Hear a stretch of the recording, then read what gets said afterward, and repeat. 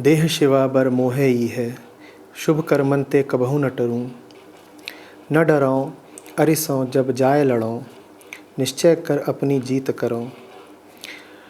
अरु सिख हो आपने ही मन को, यह लालच हो गुण तव उचरो।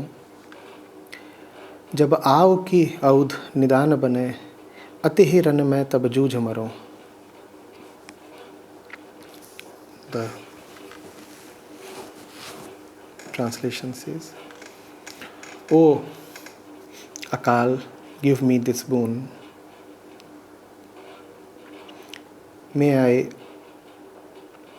never ever shirk from doing good deeds, that I shall not fear when I go into combat, and with determination I will be victorious, that I may teach myself this greed alone, to speak only of thy praises. And when the last days of my life come, I may die in the might of the battlefield.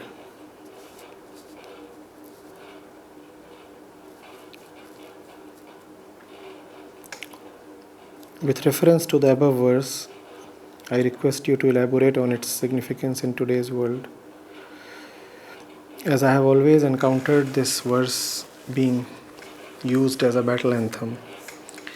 But it appears to me that battles are not gross in our day-to-day life. Then how to live a life in the light of these beautiful verses of Guru Gobind Sahib?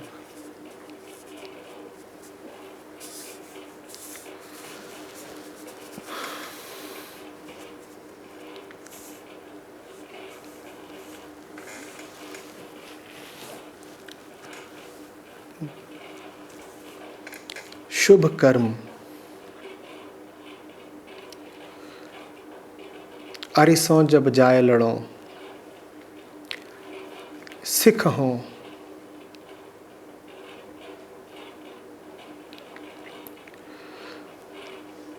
गुण तव उचरों।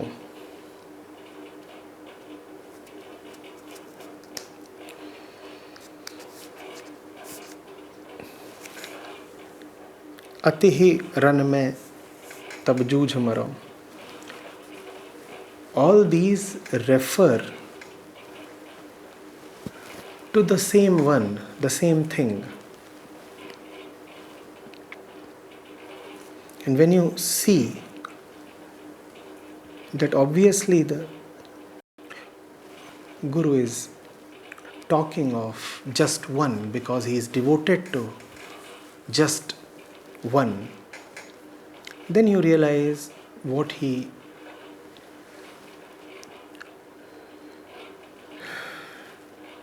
is advising with respect to your day-to-day practical life. He says, Deh Shiva bar mohe ihai, Shubh Karman ते कभी न टरो. So he is asking the Akaal Purakh, the Lord, the God, he's asking Shiva that he should never deviate from the path of auspicious deeds. This in itself is a total and complete prayer. But fortunately for us, there is more. And that helps deepen the understanding of the seeker. What has Guru Gobind Singh asked for? Auspicious deeds. And he says, I want nothing else. Deh Shiva bar mohe ihai. This, only this. Nothing else do I want. I should be committed to the good. I should be committed to good deeds, auspicious deeds. Then he further says, Na daro aruso jab jaye lado. So now you know what those auspicious deeds are. Now those auspicious deeds are being talked of in other words. Now you are being given another angle to look at those auspicious deeds from. Now you are being given another way to understand what those auspicious deeds are. What are those auspicious deeds? The auspicious deed is to not to be afraid of the enemy when you are in the middle of the fight. Na darao arusao jab jaye ladao. Ari means the enemy. Na darao arisao jab jaye ladao. Which battle is he talking of? He is talking of the inner battle. The ego sense wants to reach the truth, Shiva, but is being misled, blocked, bewitched by Prakriti. That is the battle. That inner battle can sometimes manifest as a worldly battle as well. But in essence, even the worldly battle is an inner battle. Do you see what the battle looks like? There is the ego sense. It is being called by the truth. But it is being mesmerized, enthralled, or being violently stopped by the forces of Prakriti, Maya, the world. This is the battle. The I sense, the ego is embattled. On one hand is love, on the other hand is the conditioning. This same inner battle can outwardly happen in a laboratory, in a battlefield, in a legislative assembly, in a household, in a classroom,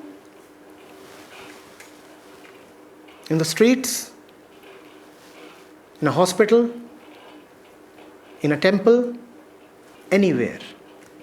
But irrespective of where that outwardly battle apparently happens, it is essentially an inner battle in which the ego is poised between truth and Maya.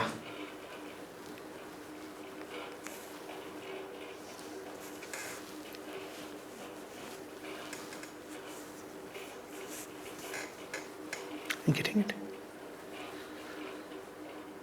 Truth enlightens, so it is attractive. Maya enthralls, so it is sometimes even more attractive. Where to go? That is the battle. Outwardly, it may happen that sometimes, not always, you have to fight a physical enemy for the sake of your true love. That too is essentially the same inner battle.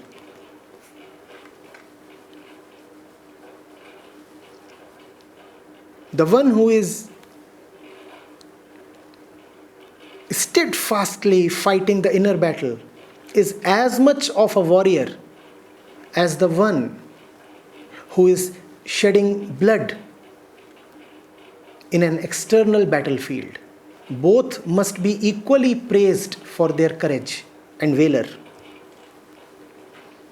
But it's just that when we see blood being spilled, it is a little more spectacular.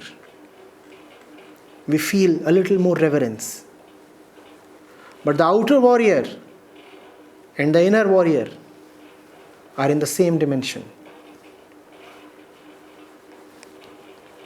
Anybody who is fighting the force of Maya is a warrior.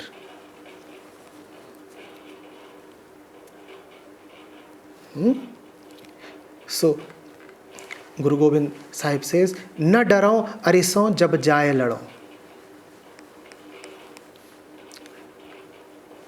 The enemy is big and severe. And fear appears so natural. Fear must not be natural because fear is not your nature. निश्चय कर अपनी जीत करो. Be determined. Fight it out. Your victory lies not in the outcome but in the fight. Victory is not the upshot of the battle. Victory is the essence of the battle.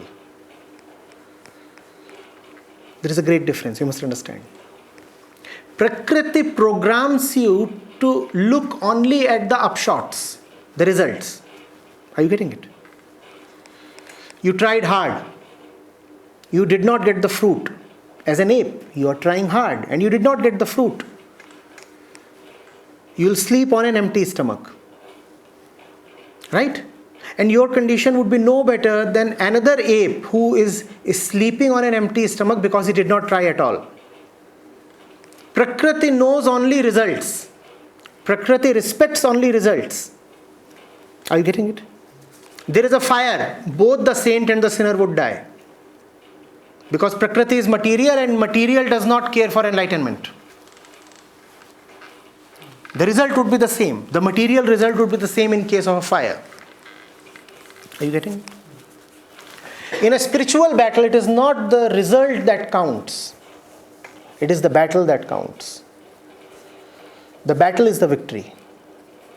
To fight is to be victorious. Are you getting it?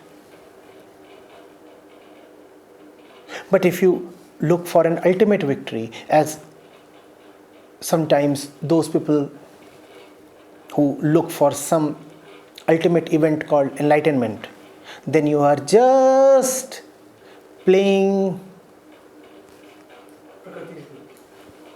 by Prakriti's rules. You have walked straight into the trap. It is Prakriti that teaches you to go for one final result. Aim it and get it.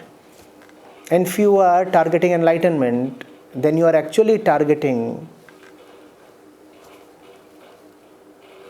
to live by an unenlightened Prakriti. Because it's she who is teaching you to live by accomplishments. Are you getting it? Just fight. That's the jeet that the Guru is talking of.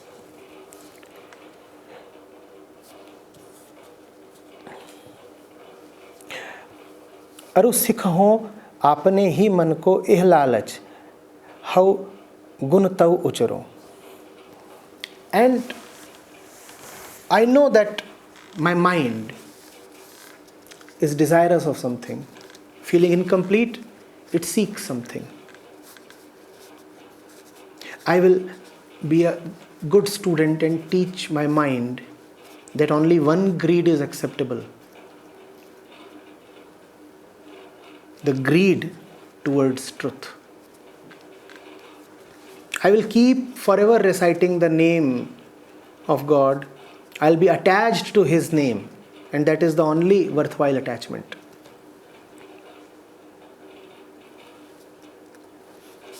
You see, in this battle,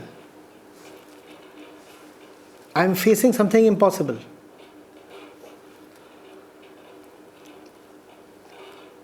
I am fighting because I am body identified.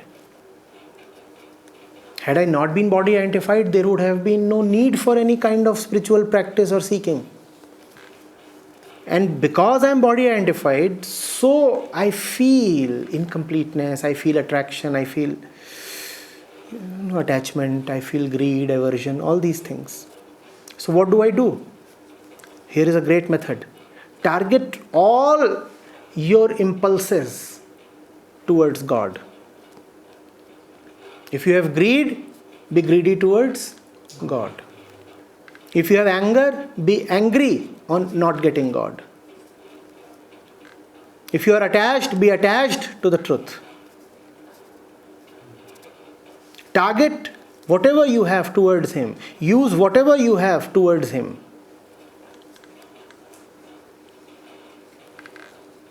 If you can sing, sing of him. If you can run, run for him. If you are given to thinking, try thinking of him.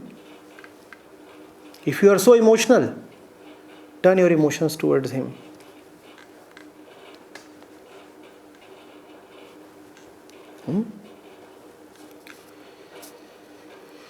जब आओ की औध निदान बने अति ही run में तब जूझ मरूं.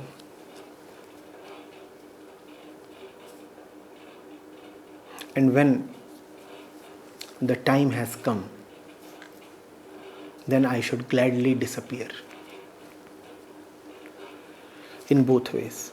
Neither should I be afraid of physical death, nor should I be afraid of dissolution into you when the opportunity comes.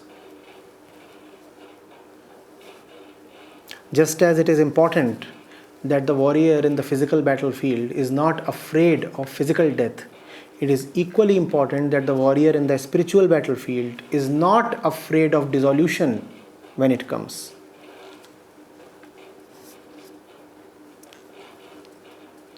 That's your last test. That's what the enemy measures you on. Alright, you are a very skilled fighter. But can you remain unflinching in the face of death? That's what would be asked of you. Similarly, in your spiritual pursuit, you would be asked, alright, you have a very dedicated ego. It is prepared to give up everything. Finally, is it prepared to give up itself? And if it cannot give itself up, what is the point in other austerities?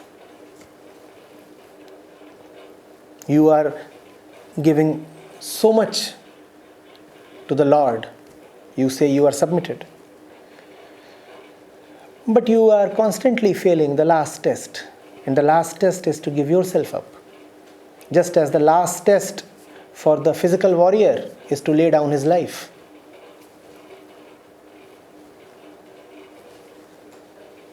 When in the physical battlefield, don't hesitate to lay down your life. And in the spiritual field, don't hesitate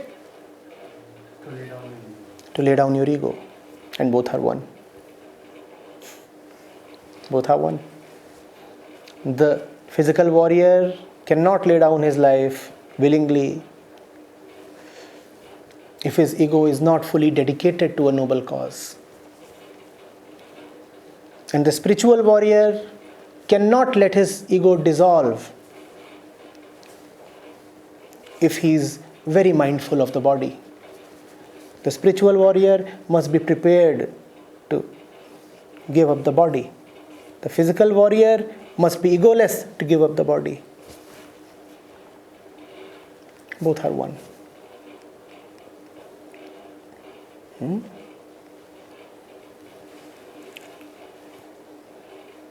The world is a battlefield. We all are embattled. A spiritual practice is to fight well.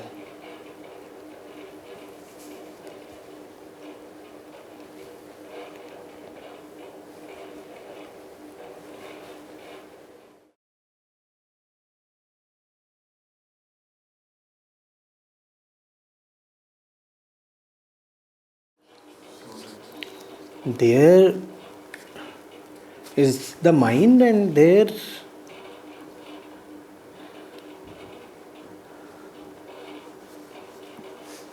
is Shubhankar as well, right? The mind is designed to do something. You have a choice in going along with the mind or not.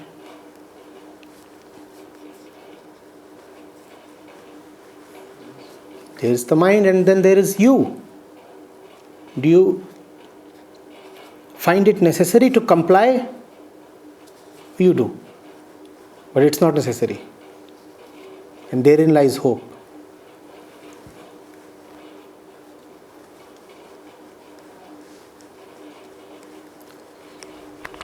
You mentioned that the physical death and the spiritual death both are required. But usually we nowadays see that there have been such instances where people are ready for their physical death. But that would not necessarily mean the spiritual death. So, and somehow also we revert to the things what the Sikh gurus have done and the disciples. But is it right to assume that it was all done with a spiritual? The battle is essentially internal. Remember that. The battle is essentially internal. Outside you only have its manifestations. We said the manifestation could be in a laboratory, in a house, in a temple, in the street, or in a battlefield. So whatever you are doing and wherever you are doing it, the real thing is internal, and therefore it has to be one internally only. What is certain is that if the manifestation is external and you are afraid of losing physical life, that surely means you are losing the battle.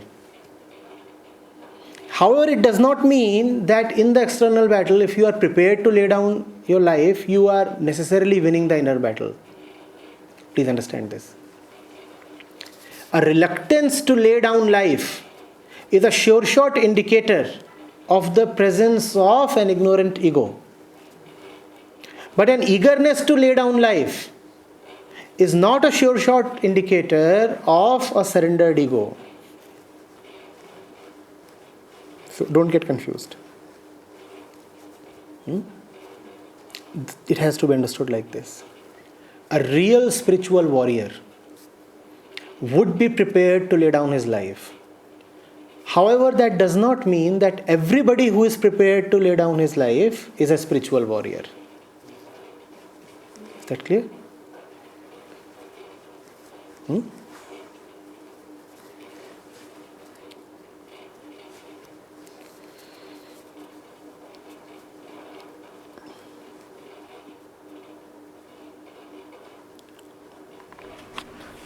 Acharya, so when we talk of terrorism, and terrorism is specifically talked in terms of kind of religious war. So at the same time, it's like they are, even though they are prepared to lay down their life, they say that they are warriors of God or so. But at the same time, there's the ego inflating business is going on. So it is a battle against ignorance. No? We said the real battle is essentially internal, and internally it is a battle against ignorance. Another name for Maya is Agyan, ignorance. Avidya, ignorance.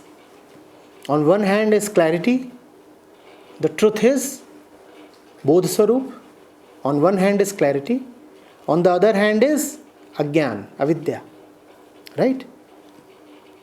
So in the battle you are against ignorance, whereas if you are fighting propelled by ignorance, then obviously it is not a spiritual battle. If you are talking of many people who, motivated by false ideals, take to the battlefield, cause the death of others and their own death, then you have to ask, are they motivated by light or by ignorance? What is their central inspiration? Where are they coming from? The spiritual warrior is fighting against ignorance. He is not fighting as an ignorant one. Whereas these people that you're talking of, who cause bloodshed in the name of religion, etc., you have to ask, are they fighting as soldiers of clarity, or are they fighting motivated by just ignorance? Do they really understand, or are they just enthusiastic and energetic? You have to go to one of those young people and check what is their real inspiration. Is it clarity, or is it some kind of hazy ideal? If the inspiration is coming from lucidity, the great clear truth, then he is indeed a spiritual warrior. But if the motivation is coming from some random story or some hackneyed ideal, then he is not a warrior against darkness. Then he is a soldier of darkness. He has no clarity. Therefore, what is he fighting against? He is fighting against light actually. Check his clarity. Check out whether he is clear about what he is doing. He has passion, but does he have clarity? That's the thing to check out. Mere passion is not sufficient.